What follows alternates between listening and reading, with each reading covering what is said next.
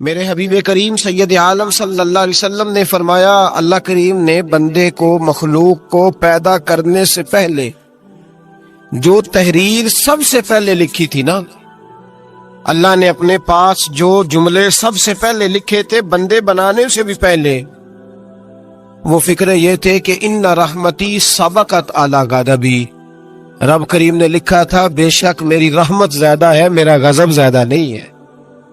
اس نے لکھا تھا کہ میری رحمت ہمیشہ میرے غضب پر غالب رہے گی، غلبہ رحمت کا ہے۔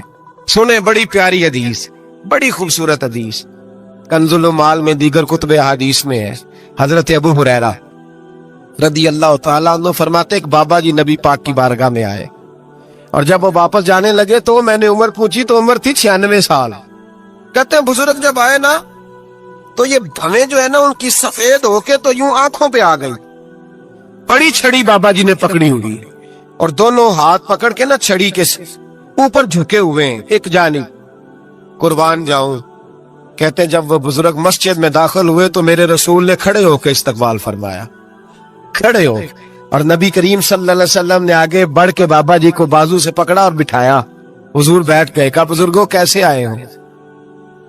تو کہتے ہیں وہ بابا جی بات کرتے تو آنکھ کھول کے پہلے حضور کا چہرہ دیکھتے، پھر وہ بات کرتے تو ان کے لب و لہجے کے اندر بڑی پریشانی، بڑی تکلیف، بڑی مایوسی۔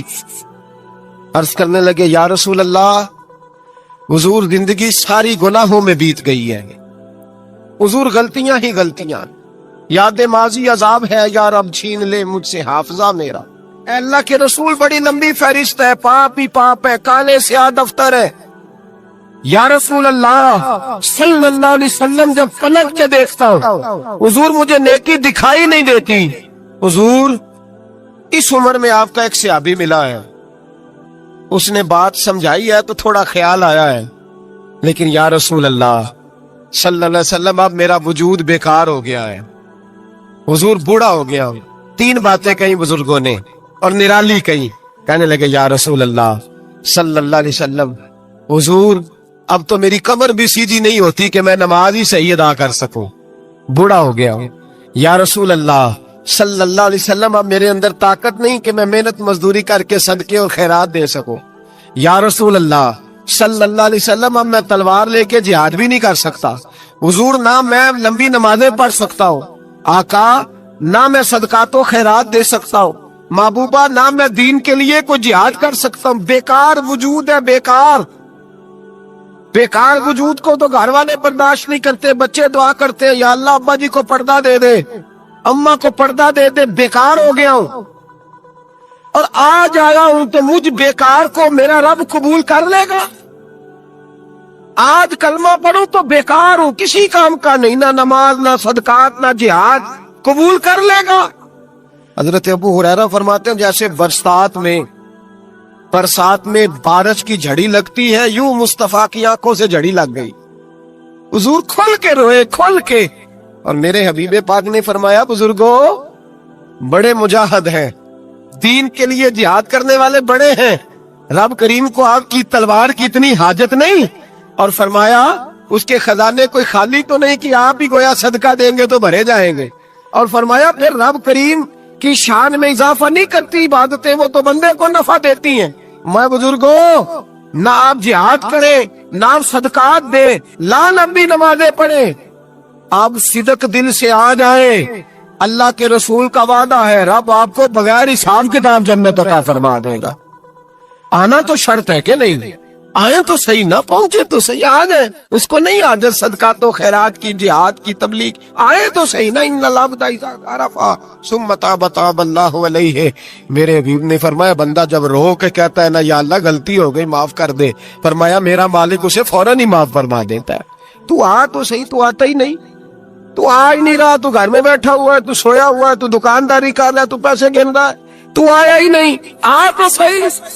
بلکہ میرے نبی پاک فرماتے ہیں جب اللہ پاک کا بھاگا ہوا غلام آتا پھر تو اللہ زیادہ راضی ہوتا ہے، پھر تو اللہ زیادہ راضی ہوتا ہے، زیادہ راضی ہوتا ہے، تو آ تو صحیح، پاس تو صحیح۔ بلکہ صوفیاء تو اور بات کرتے ہیں، وہ کہتے ہیں تو کبھی بھول کے بھی رب رب کرے تو اللہ تو اسے بھی قبول کر لیتا ہے، بھول کے۔ ملا رومی کہتے ہیں بنی اسرائیل کا بندہ ہے، सनम पत्थर को कहते हैं, बुत को कहते हैं। बुत के सामने खड़ा है और सारी रात कहता है या सनम या सनम या सनम, ऐ पत्थर ऐ बुत, सारी रात पुकारता रहा। रात गहरी हो गई, नींद का गलबा थक गया, सोने के करीब आया तो गलती से मुंह से निकल गया या समद, या सनम की जगह निकल गया। रब करीम ने फरमाया जिब्रील दौड़ के जा, जो मांगता इसे दे दे।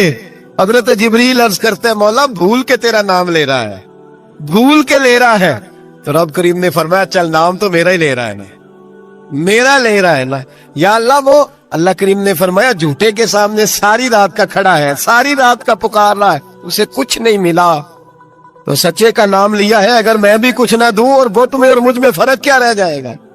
जा जो मांगता है झोली भर के दे, नाम तो लिया है ना। ओ भाई तू बहाना तो बनाना, आ तो सही ना, तू यहाँ आ जा, पहुंच जा, आ जा, बस बैठ जा, उसकी बारगाह नाज में हाजिर तो हो ना। तुझे फुर्सत ही नहीं, तू यारों के लिए टाइम निकालता है, बाजारों के लिए टाइम निकालता है, गलियों के लिए टाइम निकालता है, चौकों चौराहों के लिए टाइम निकालता है, हफ्ते में एक दिन होटलिंग के लिए भी जाता है, लेकिन कभी छुप के 2 नफलों की तुझे तौफीक नहीं होती। और मैं कई दफा कह चुका हूं, जिस बंदे को बगैर इबादत के रिज़्क ज्यादा मिलने लग जाए उस पर आजमाइश होती है रब करीम की। अल्लाह फरमाता है इसको पैसे दो, इसे आने ना देना, इसको को चल पैसे दौड़ जा। लोग समझते हैं मैं बड़ा ज़हीन हूं, अक्लमंद हूं, देखो मैं अपनी होशियारी से चालाकी से आगे निकल गया। तो आजमाइश है, ये तो आजमाइश है रब करीम की तरफ से, ये तो उसकी खुफिया तदबीर है। मेरे भाई उसकी बारगाह नाज तक जो आ गया, आना तो हमारी जिम्मेदारी है कि नहीं।